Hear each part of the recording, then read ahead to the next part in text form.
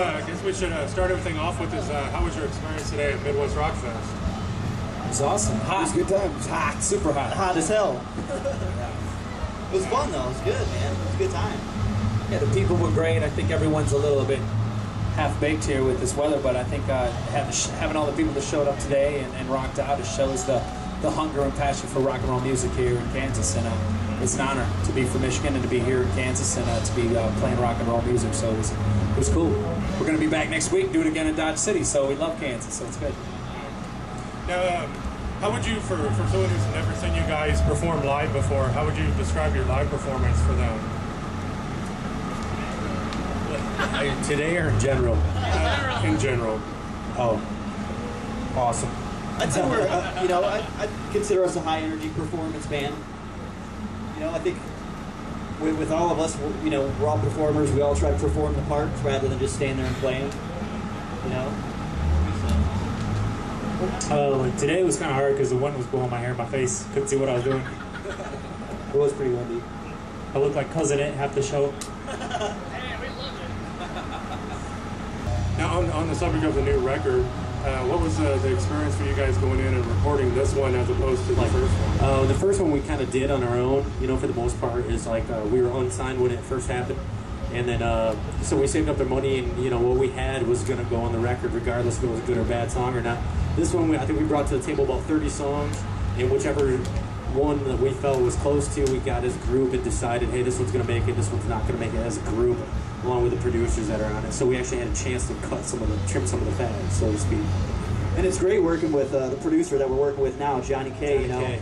I mean, I've never had a producer like push will shoot any of us like this guy does. I mean, usually it's some takes and that's good, and this guy really makes you stretch and strive for the best possible performances, and whether it's guitar tones or sounds, I mean, it's all narrowed down to a T. There's no skimming by anything, that's for sure. Yeah, he definitely moves in a Johnny K sort of way, but that's why he's the best. He's a good guy. Yeah. Now, with the new record coming out, and of course you guys are out doing touring, and do you guys have any plans to go out and maybe do some headlining shows? There's talk, we haven't decided the tour. We're still just trying to focus and make the best record possible. And, obviously when we can headline and do our own shows, we like that better because we get to play longer and kind of get an opportunity to do what we did growing up with loving rock and roll music in Michigan. We all grew up together. It's not like the label came and pieced us together. We grew up together. We grew up in the bars playing cover songs and playing original songs and hanging out drinking with the people. We're fans too, and I think when we headline, you can really see that. As the band gets bigger and you play bigger festivals, it's harder to get the one-on-one with the fans and with the people. But when you headline and kind of have a headline tour, whether it's small clubs and smaller venues, you can really have a chance to really show people that what rock and roll is missing. It's a chance to go out and hang out with the guys you listen to on the radio and support, by buying the CDs. And, I mean, we don't need to name names. We all have certain bands we love, and you go watch them, and you don't even get 2 miles near them, let alone 2 meters away from them. So it's important. We really want to try to do in this changing economy and coming from the land of Michigan. That's times are different now. Times are different in music, and we really want to do our part to make sure people can have an opportunity to be a part of our band, whether it's on Facebook or on MySpace or on the internet or whether it's at a live show. We really want to try to be pioneers for being able to just be real, just be honest. That's what rock and roll's about. Now, did the label give you guys full creative control over the Always. Yeah, especially like with this album, it's like they're not even going to really get to hear it until it's finished.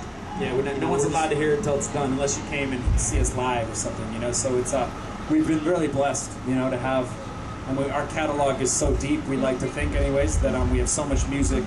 I mean, like I said, there are 30 songs up for this record, and we chose 12 so far. It might even be 10. You don't know. So it's really the best of the best, and we really tried to shape a record. The difference between this album and last record, and I don't know, you'd have to talk to different bands, but for Pop Evil on this record, we really put together a concept. It's an album that really fits the title, which is called War of Angels.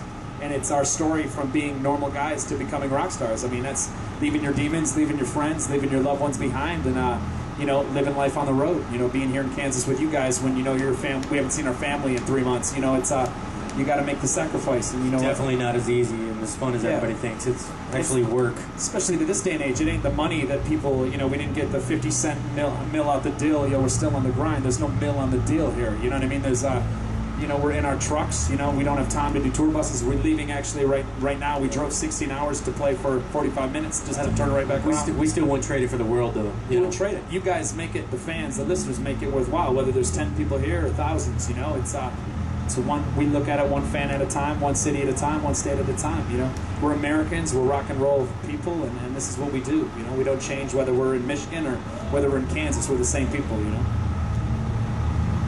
Hey guys, Jared with Rock ICT. Hey. I know you're kind of talking about, you know, coming down from Michigan and you're talking about being Americans. Do you guys kind of feel at home in the Midwest? I know you've kind of been all over the place with a whole bunch of really big names. Does this kind of feel like your home circuit? Midwest is home without a doubt, man. But we really haven't been to Kansas a lot. No, Really? we haven't been to the Midwest. Unfortunately, go ahead. I was gonna say I feel better, like more comfortable here than in a big city any day. Yeah. This is like home. Very cool. And what do you say to, I mean, you know, you guys have had quite a development. What do you say to kind of some Midwestern rock bands who are, you know, trying to do the thing and get on some of these tours with some of these bands you've been playing with? You know, do you have any advice for them?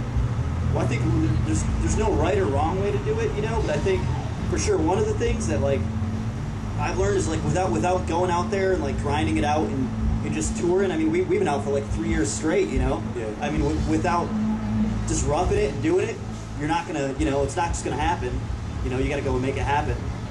So it's, you know, get out there and tour, and put the best you can out there. You know? I think you got to look at yourself in the mirror. You know, like I mean, if you got to write a song that people want to buy. You know, like what makes you go to iTunes and buy that favorite song you heard, whether it's Pop People or Godsmack or Metallica. You know, like you got to look at yourself in the mirror and write that. That's what 100 to 55 our song was about. You know, if we're really good enough, it'll sell. If not, then you got to get the most out of it. And I think when you look at yourself in the mirror and just instead of doing 10 good songs, do one great one.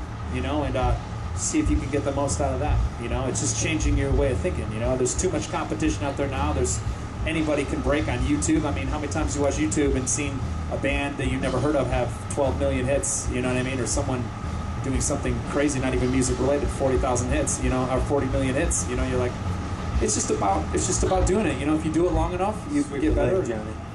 Yeah, you know, and hopefully you meet the right people. You know what I mean? And you know, your longevity and good work really pays off. And you know, they say the cream rises to the top. So you know, if you're the cream, you'll rise to the top. If not, then you know you just got to be able to appreciate the shows that God gives you. You know, like hey, we got to play this year. You know, we had another tour.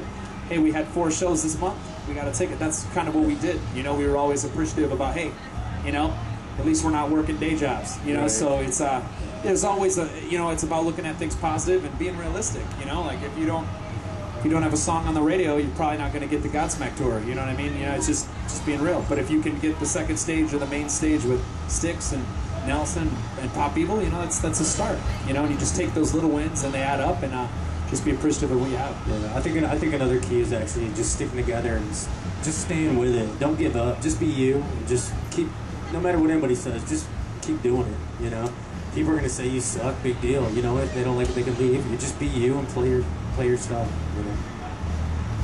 Yeah, I was gonna say. I mean, I think you know, with like, you know, kids into music and stuff. Like, I mean, if it's your dream, you know, that's pretty much it. You know, you just gotta go and do it. You know, It doesn't matter what anybody says, right? You gotta put all that, you know, put all that over your head and put it behind you, and just get out there. You know. I know being a local cat, you know, being a Midwestern band, sometimes we kind of feel like we have this stigma or we have this greater obstacle to overcome because we're kind of in the Midwest, and especially here in Wichita, some bands really feel like we're kind of like the bastard child of the national music scene. And I mean, do you guys have a sense that you know, you need to 100% disagree. I'm going to tell you why. You know, we almost moved to LA, you know, back in '04. And that would have been the worst thing we could have done, you know? Absolutely. What you notice now about being a signed band touring, the worst places to play are Chicago, New York, LA. Nobody comes and watches you. Miami, there's just no one comes. It's too big. The Midwest, the Midwestern people, Midwestern radio stations break bands. They Absolutely. break bands. Amen to that. And the only reason you can do it all comes back to what I said. If your radio station isn't playing you, then you can't be the tough guy that's talking crap about the radio station. You got to be well, what do I got to do to get played? Whether it's a local show on Sunday, whether it is, you're blessed, you're in the Midwest, people still support people. Americans still support rock and roll here. It's not LA, which they support Lil Wayne and Taylor Swift. That's not what this is about. It's about our music, and it's a dying field. You know, like country, why it's so big? Because the artists stick around and meet people. They stick around and answer questions, you know? Most rock bands that you know, and again, we're not naming names, but I'm a fan too, it pisses me off. I go buy their records and I go want to meet them. I can't even get a picture, you know what I mean? It's important. It's important that you get back. And the new bands, whether you're rock and roll, hip hop, you know, whatever you do, there's just no going around it. And again, being a new band, if you don't take the time and you do get your tours and get your breaks, you won't make it. You know, like you're only as good as your last song, period. You know what I mean? So it doesn't matter if you're Metallica or it doesn't matter if you're Pop Evil. You know, it is what it is. And Midwest can do it too. You can do it. We did it. You can do it. Excellent. Thank you. Absolutely. Yeah, just a couple more questions really quick. You were talking about YouTube earlier. What's your guys' thoughts and opinions on all these social networking sites that are popping up all over the place? We actually use it quite a bit. We have used it over the last couple of years. It's just a real easy way to reach out to a lot of people and let a lot of people know what you have going on. Without Facebook, all of our fans would have no idea how the album's coming, like what we're up to. It's a lot easier way to talk to everybody and to let your fans get a little piece of you without actually, having to maybe like meet every single one in person. You might be able to talk to them on Facebook, or you might be able to, say hey on MySpace or whatever it may be. Or people can find your shows on the .com. People can find your shows on Facebook. It makes it a lot easier for us to talk to people that we may not be able to talk to all the time, and for us to also, let people know where we're playing a lot easier. Definitely don't hate it, that's for sure. It helps. Now this question is for each one of you. If we were to look through your personal iPods, what would be the one artist that would surprise us that you have in your music collection? I got mine, dude. I'm gonna go first. Big Girls Don't Cry, Fergie. I listen to it in the shower, man. I swear it's a well-written song. I love it. I ain't even. I'll say it aloud. You know what I'm talking about, right? Big Girls Don't Cry. All right, that's me. For me, it's Elton John, but I don't know if that's weird because I think he's fucking awesome. Can you say that? Can you drop the F-bomb? Right. That's good. Glad we can do that. I got that Kesha song, just because it gets stuck in my head, man. Just because you want to date her, bang her. I think she's kind of dirty though, isn't she? She was like all the better for a while. All the better. she goes after like big dudes with I don't even know beards. who she is, so I couldn't tell you.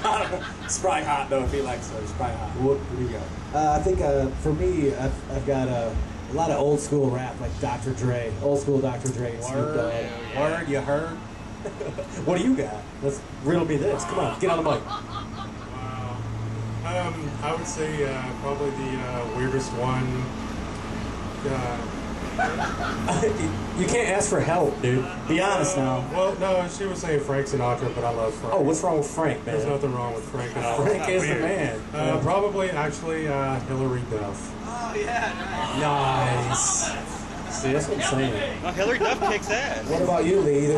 Lee, did you give us yours yet? Actually, my iPod is exactly what you picture it. It's just Pop Evil 24/7. That's all I listen to. Bwomp, bwomp. No, the truth is, I don't even listen to music. I just golf, man. I don't ever listen to, when you do it full time, What about that Lady Gaga joint you like? Oh, yeah. Yeah. You just gotta hold out, dude. There it is. No, okay, I downloaded the new Eminem and Rihanna. I support Michigan Rockers. I'm like late to the party. I just found out who Lady Gaga was. Lady Goo, whatever her name is. I don't know what it is. But it's cool. I liked her video. I liked that Katy Perry video with Snoop Dogg and the gummy bears in it. That was cool. The high def, I don't know. I don't know. It is what it is. We listen to so much music all the time. It's funny. I think when there was a time there when we were in the tour bus, nothing was played but country music or anything but rock, because it's a different life when you tour, it's always, all right, let's get this song, radio, this, and it's, it can be stressful at times when it's your life and it's your business, so, it's cool. That's the beauty of music, whatever mood you're in, you can listen to whatever, and it takes you right back to, it's better than a diary, it takes you right back to that specific moment, so. But I'd be lying. It's a lot of Tupac and Snoop and Dre growing up with, you know. I mean, we grew up in that time frame, and it was a lot. Ask him to bust something. Yeah. Ask him, dude. I swear to God, he will. I swear he will. He'll spit some. I will later. I've been known to blast a little Nelson though. Oh, yeah, I yeah. can't live without your love and affection. I didn't recognize him though. I thought they had long hair. I was confused. I didn't know. I can't wait to see him though. I guess the Metallica can get their hair right. Nelson can. I didn't know. But All right, thanks a lot, it's all guys. good. You guys, Thanks for having us, You're man. welcome.